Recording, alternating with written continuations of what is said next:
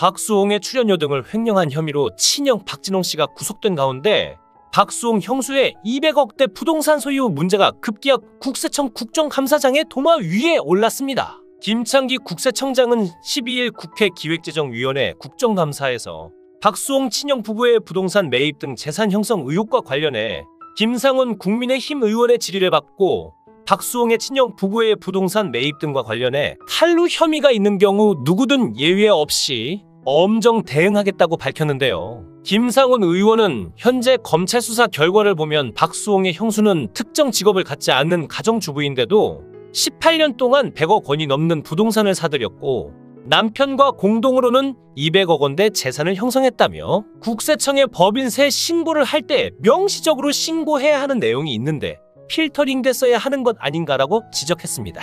이에 김창기 국세청장이 소득이나 재산 취득과 관련해 탈루 혐의가 있으면 대응하고 있다고 원론적인 답변을 내놓자 김 의원은 한 가정주부가 100억 원대 부동산을 조성하는데도 아무 이상 징후를 감지 못했다면 문제가 있지 않나라며 질타했죠. 국세청은 재판 결과를 보고 세무조사에 나서야 하지만 이번 사건이 국민적 관심이 높고 그 구입 자금이 친형 부부의 횡령에서 나온 것이 뻔한 상황에서 박수홍 형수의 재산 압류와 엄격하게 세금 추징을 할 것은 불을 보듯 뻔한데요.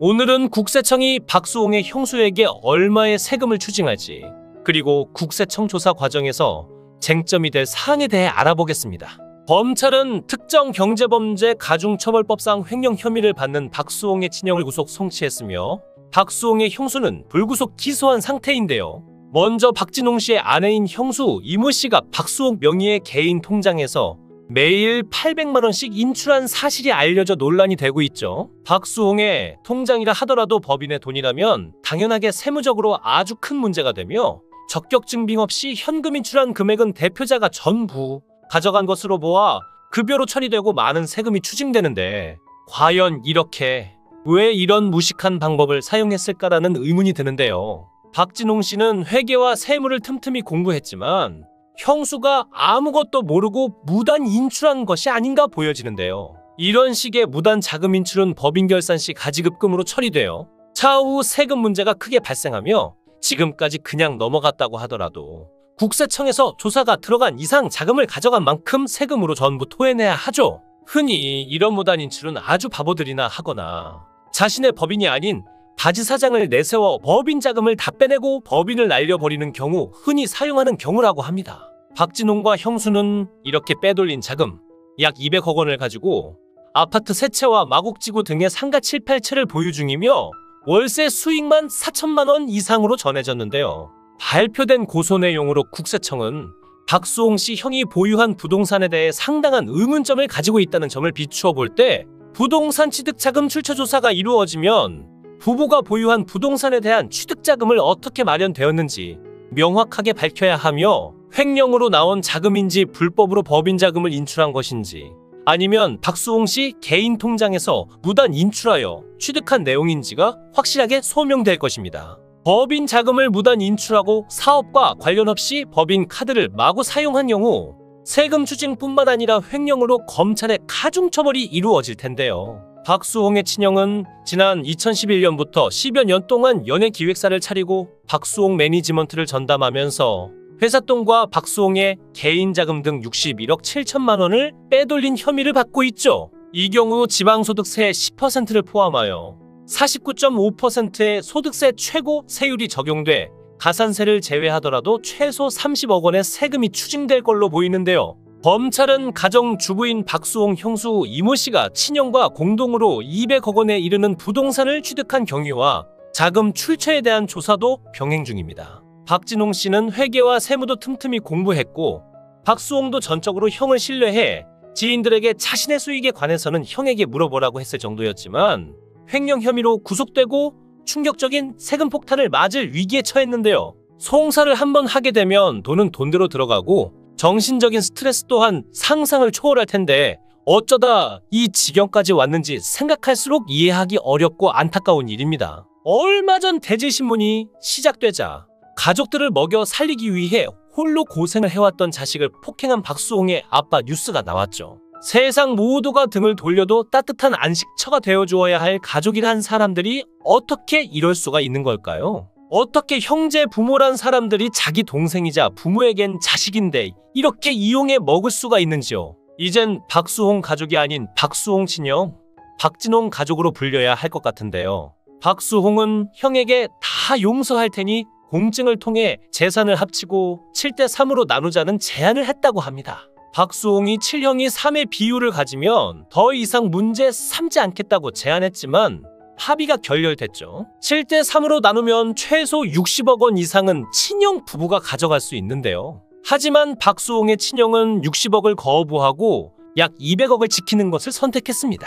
이번 사건에서 읽을 수 있는 것은 피보다 진한 것은 돈이라는 것입니다. 박수홍의 법률 대리인은 친형이 30년이 넘는 시간 동안 동생의 출연료를 횡령했다고 밝히고 있으며 횡령 금액은 116억 원인데요. 이조차도 소멸시효로 10년치만 책정된 금액이라니 엄청난 금액이 아닐 수 없죠. 백화점에서 구입한 고가의 여성 의류, 조카들의 학원비까지 이해하기 어려운 결제 내역들이 모두 법인 비용으로 처리되었음이 확인됐다는 것은 박수홍을 앞세워 그들 가족이 호의호식해왔다는 의미입니다. 이에 대해 여러 차례 소명을 요청했으나 친형은 끝내 응답하지 않았다고 하니 자신이 한 잘못을 스스로도 알고는 있는 듯한데요. 더 끔찍한 사건은 친형 권유로 노후를 대비하는 저축성 상품인 줄 알고 가입한 보험이 대다수 사망 보장 성격에 많이 치중돼 있다는 점입니다. 박수홍의 명의로 든 사망보험 8개 가운데 일부 보험의 수혜자는 친형 가족이 지분을 100% 가진 회사였다는 것은 분명하게 목적이 드러나 있죠. 보험 전문 변호사는 연예인임을 감안해도 일회 보험료가 고액인 다수의 보험에 가입한 건 매우 이례적이며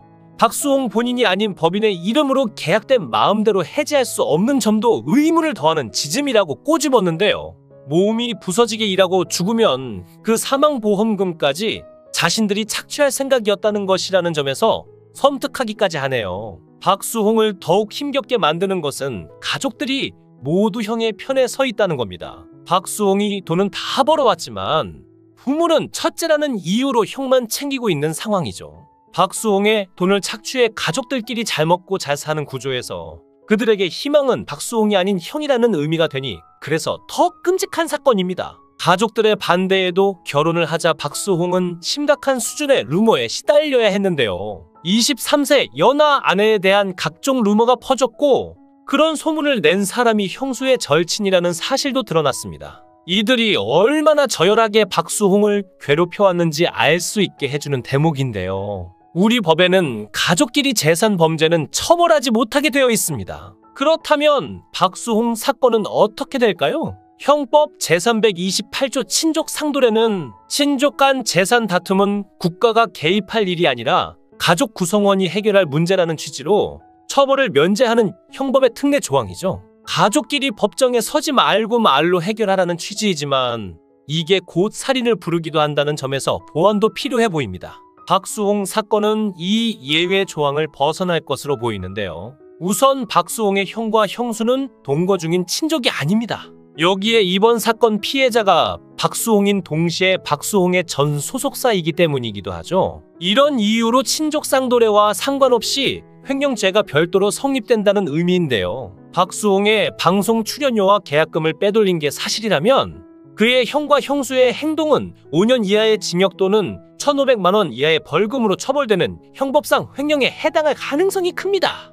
횡령죄는 타인의 재물을 복원하는 자가 그 재물의 반환을 거부하면 성립하는데요. 여기에 횡령 금액이 워낙 커서 이게 모두 드러난다면 형량은 더욱 커질 수밖에 없겠죠. 마지막 순간까지 어머니가 충격받을 것을 걱정해 법정 다툼을 피하려 노력했던 박수홍이지만 그런 아들을 어머니는 버렸습니다. 형의 만행이 밝혀지면서 암묵적으로 동조한 박수홍의 어머니에게도 비난의 화살이 돌아갔는데 부모님 욕은 하지 말아달라는 그의 바람에도 불구하고 비판 여론들이 나오기 시작했습니다. 게다가 사건이 터진 후 그동안 그의 부모가 박수홍에게 했던 행동들이 재조명되면서 지인숙 여사의 과거 인터뷰가 재조명되었죠. 그녀는 자식의 결혼을 반대했지만 이를 후회하지 않는다고 전했는데요. 박수홍 어머니는 인터뷰에서는 며느리감에 대해 가족도 그렇고 내가 보기에도 아닌 것 같았다라는 말뿐 어떤 흠이 있었는지에 대해 정확하게 이야기를 하질 않았습니다.